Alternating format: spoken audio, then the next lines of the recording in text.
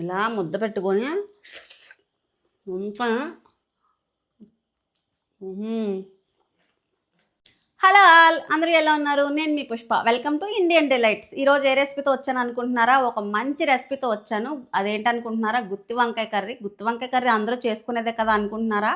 కాదండి, నా స్టైల్లో గుత్తి వంకాయ కర్రీ ఎలా చేసుకోవాలి ఈ వీడియోలో చూపించేస్తాను. జనరల్గా ఎవరికైనా గుత్తి వంకాయ కర్రీ అనగానే గుర్తొచ్చేది ఏంటి? నల్ల వంకాయలు గుర్తొస్తాయి కదా. కానీ మనకి సీజనల్ వైజ్గా తెల్ల వంకాయలు కూడా దొరుకుతాయి. ఆ తెల్ల వంకాయలతో కూడా కర్రీ చాలా బాగుంటుంది టేస్ట్. మరి ఇంకెందుకు ఆలస్యం, అది ఎలా చేసుకోవాలని నేను చేసి చూపించేస్తాను, మీరు చూసేయండి. కానీ అంతకన్నా ముందు వీడియోని ఎక్కడ స్కిప్ చేయకుండా ఎండ్ వరకు చూడండి.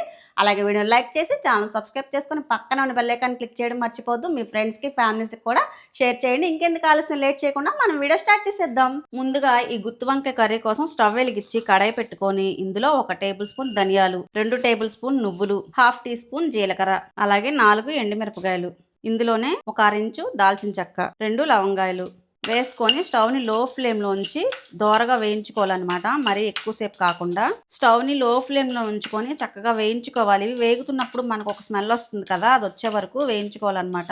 ఇలా 1 నిమిషం వేగిన తర్వాత నువ్వులు చిటపట్లాడుతున్నాయి కదా, ఇప్పుడు ఇందులో 1 స్పూన్ ఎండు కొబ్బరి పౌడర్ కూడా వేసుకోవాలి.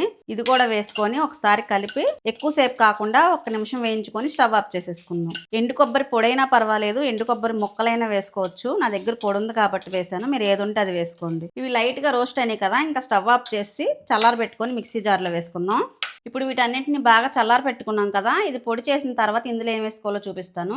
ఇలా మెత్తగా పౌడర్ చేసుకున్న తర్వాత ఇప్పుడు ఇందులో 2 మీడియం సైజు ఉల్లిపాయలు ఇలా సన్నగా కట్ చేసి వేసుకోవాలి.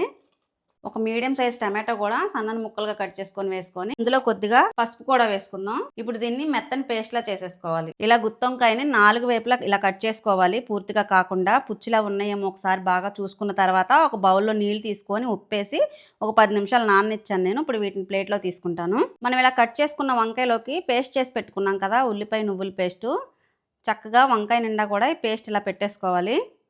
మొత్తం అన్ని వంకాయలు కూడా ఇలాగే స్టఫ్ చేసి పెట్టేసుకుందాం. ఇప్పుడు స్టవ్ వెలిగించి కడాయి పెట్టుకొని కర్రీకి సరిపడా ఆయిల్ వేసుకుందాం. గుత్తొంకాయ కూరకి కొంచెం ఆయిల్ ఎక్కువే పడుతుంది. ఆయిల్ వేడెక్కిన తర్వాత ఇందులో 2 పచ్చిమిరపకాయల ముక్కలు, అలాగే 1 రెమ్మ కరివేపాకు వేసుకొని ఇందులోనే మనం ఫ్రెష్గా నూరు పెట్టుకున్న అల్లం వెల్లుల్లి పేస్ట్ కూడా 1 టీ స్పూన్ వేసుకోవాలి.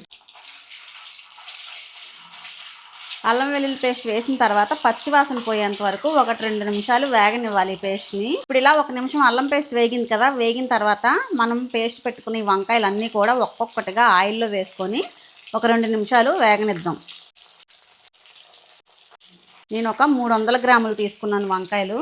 ఇప్పుడు ఈ వంకాయలు కండ్రెక్కకుండా మగ్గడానికి కొద్దిగా సాల్ట్ వేసుకుందాం. సాల్ట్ వేసి వీటిని సిమ్లో పెట్టుకొని వంకాయలని మగ్గనివ్వాలన్నమాట.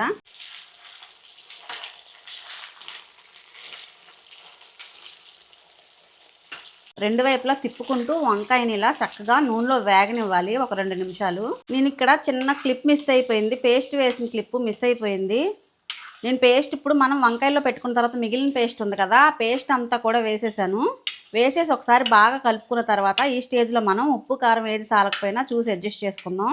మనం 4 ఎండుమిరపకాయలు వేసుకున్నాం కదా, ఎండుమిరపకాయల కారాన్ని బట్టి చూసి వేసుకోండి. నాకైతే సరిపోలేదు, నేను ఇంకొక 1/2 టీ స్పూన్ కారం వేస్తున్నాను.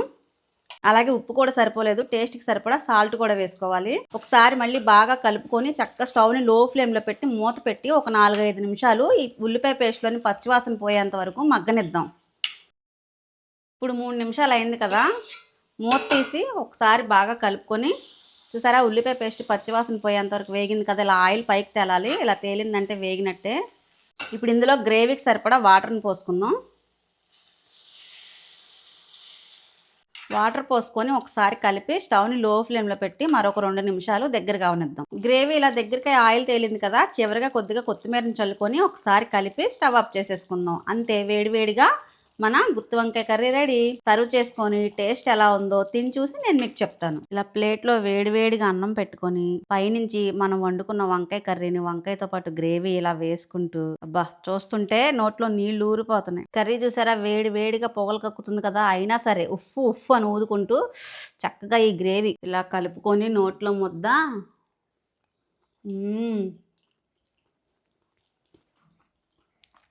ఎంత కమ్మగా ఉంది వంకాయ, చూసారా ఎంత బాగా కుక్ అయిందో. మీకు కనిపిస్తుందా? అసలు పట్టుకుంటే అలా నలిగిపోతుంది, అంత బాగా కుక్ అయింది.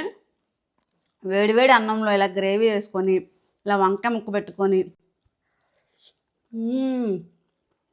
ఇలా ముద్ద పెట్టుకొని ఇంకా